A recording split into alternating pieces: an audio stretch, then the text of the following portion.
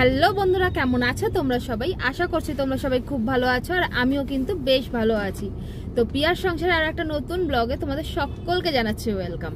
তো আজকে যে ব্লগটা শুট করছি এটা তোমরা অনেক দিন পরে পাবে, কারণ এটা বাড়ি থেকে খুবই ভালোভাবে বলে দিয়েছে যে এখন এই ব্লগগুলো দেওয়া যাবে না। কিন্তু আমি কি তোমাদের সাথে এই সময়টা শেয়ার না করে থাকতে পারি?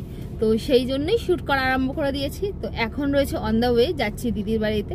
দিদির সাদের আগের দিনের ভিডিও এইটা। তো ওই যা গরম আর কি, তো নর্মাল একটা টি শার্ট আর জিন্স পরে নিয়েছি, আর সেরকম কোনো মেকআপও কিছু করিনি। তো যাচ্ছি অন দ্য ওয়ে, পুরো ভিডিওটা দেখতে থাকো। আজকের ভিডিওটাও কিন্তু অনেক অনেক অনেক ইন্টারেস্টিং হতে চলেছে। তো মা বসেছে আগে, চলো দেখাই তোমাদেরকে কি কি নিয়ে যাচ্ছি, কি কি থাকছে, সমস্ত কিছু তোমাদেরকে ওখানে গিয়ে পৌঁছে দেখাচ্ছি। চলো। তো এই দেখো, সামনের সিটে মা বসে রয়েছে আর পিছনের সিটে রয়েছে আমি, আর জিনিসপত্র, প্রচুর জিনিসপত্র যাচ্ছে। মানে মোটামুটি দেখো, আমাদের ওইখান থেকে কেনাকাটা একটু সমস্যা হয়ে বলে আমরা বেশিরভাগ সময় আমরা যেটুকখানি যা পারি আমরা এখান থেকেই নিয়ে যাওয়ার চেষ্টাটা করি। এতে আমাদের সুবিধা হয়, কারণ আমাদের চেনা না থাকে।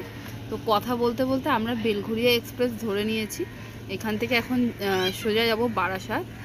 আর দিদির এই বেবি শাওয়ারটা নিয়ে আমি খুব এক্সাইটেড ছিলাম, আর আমি চাইছিলাম যখন তখন শেয়ার করতে, বাট বলে যে এটা যখন তখন করতে নেই, সোশ্যাল মিডিয়া প্ল্যাটফর্মকে কীরকমভাবে নেয় না নেয় তার জন্য। আর যখন বলেছে একটু ওয়েট করতে, ওয়েট করে যাওয়াটাই আমার মনে হয় আমাদের সবার জন্যই একটু ভালো। তো যথারীতি বড়দের কথা মাথায় রেখে শুনে এখন দিদির মেয়ে হয়ে গিয়েছে ভালোভাবে।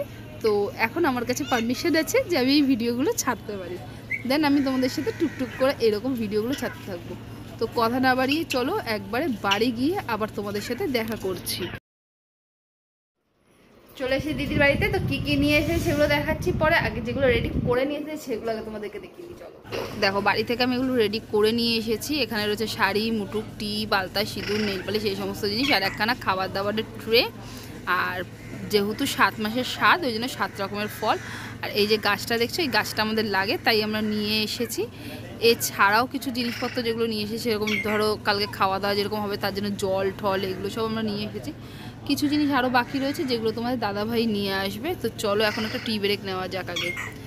তো টি ব্রেক তো মা নিচ্ছে, টি ব্রেক হয়ে গেছে আমাদের। এবার যাও বাজারে, আমরা কিছু জিনিস আনতে ভুলে গেছি। চলো বাজারে চলে এসেছে। অ্যাকচুয়ালি নিতে কি ভুলে গেছি সেগুলো বলি।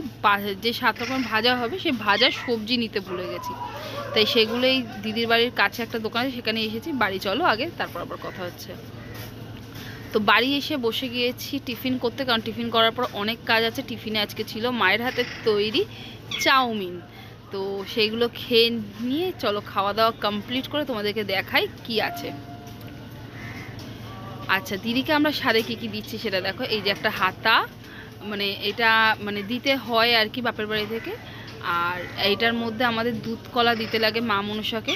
তো একটা মালসা আছে ছোট, কারণ এর থেকে বড় সাইজের, অনেক বড় সাইজের মালসা দিদির কাছে রয়েছে। আর অ্যাকচুয়ালি না হাঁড়ি দিতে লাগে, বাট আমাদের দু বোনেরই হাঁড়ি, কড়াই, হাতা, খুন্তি সব আছে। তো ওই জন্য একটা নতুনত্ব জিনিস এই ডেচকিটা নেওয়া হয়েছে। আর এই দেখো, এইটার মধ্যে করেই কিন্তু স্বাদ খায়। অনেক বড় বড় থালা এসে করে, কিন্তু মানে লোকে দেয়, বাট আমাদের একটুখানি ছোটো থালাই আমরা দিচ্ছি। তার কারণ হলো হচ্ছে দিদির হাতটা যেহেতু ভাঙা, দিদির ভারী জিনিস তুলতে খুব কষ্ট হয়, তাই জন্য। আর এছাড়া নিয়ে এসেছি প্রচুর কাপস, ডেকোরেশনের জিনিস। কাপস এনেছি যেহেতু চা ফা এই সমস্ত জিনিস হবে, কোল্ড ড্রিঙ্কস থাকবে তার জন্য। একটা মম টুবি আছে যেটা আমি লাগাইনি। আর ডেকোরেশনের কিছু জিনিসপত্র রয়েছে। ডেকোরেশনের এই জিনিসগুলো না আমি মিশো থেকে অর্ডার দিয়েছিলাম, খুব ভালো এসেছিলো জানো তো। মানে অ্যাকচুয়ালি আমার পছন্দ হয়েছিল খুবই। তো তোমাদেরকে দেখার বোথ সাইড টেপ চলো দেখানো কমপ্লিট, এবার কাজে লাগে। টিফিন করে মানে চাউমিন টাউমিন খেয়ে নিয়েছি। খেয়ে নিয়ে এখন বসেছি দিদিকে মেহেন্দি পড়াতে। তো মেহেন্দি পড়াবো, সেটি তোমার শেয়ার করবো। চলো। তো আমি তো মেহেন্দি পড়াই, আর আমার দিদি আমার কাছে ছাড়া কারোর কাছে মেহেন্দি পড়ে না। অ্যাকচুয়ালি বলতে পারো আমি মেহেন্দি আর্টিস্ট, এটা আমার প্রফেশন। আমি মেহেন্দি পড়াই, আর তোমরা আমাকে দেখে বলো যে আমি মেহেন্দিটা কেমন পড়াই। আর তোমাদের যদি ভালো লাগে, তোমরা যদি কেউ মেহেন্দি শিখতে চাও, সেক্ষেত্রেও আমাকে বলতে পারো। এইটার জন্য আমি ফ্রি অফ কস্ট আমি তোমাদেরকে ইউটিউবে ভিডিওর মাধ্যমে কিন্তু মেহেন্দি পড়ানো শেখাতে পারি। চলো মেহেন্দির পুরো লুকটা তোমাদের সাথে শেয়ার করি। চল, মেহেন্দি পড়ানো হয়েছে কমপ্লিট। আমাকে চুলগুলো, মুখ চোখ প্লিজ একটু ইগনোর করো। তো চলো তোমাদেরকে দেখাই মেহেন্দি পড়ানোটা কেমন হয়েছে, তোমরা আমাকে অবশ্যই কমেন্ট করে জানিও। আর ভিডিওটা ভালো লাগলে প্লিজ প্লিজ প্লিজ একটুখানি লাইক করে দিও, আর আমার চ্যানেলে নতুন হলে একটু সাবস্ক্রাইব করে নিও।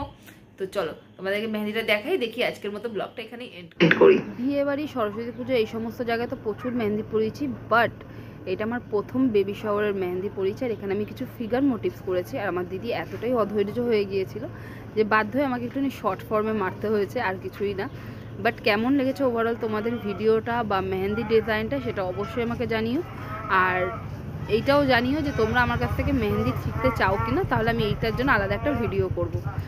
আজকের মতো ব্লগটা এখানেই এন্ড করছি, দেখা হচ্ছে খুব তাড়াতাড়ি স্বাদের ব্লগ নিয়ে। বাই বাই, সুস্থ থেকো, ভালো থেকো সকলে।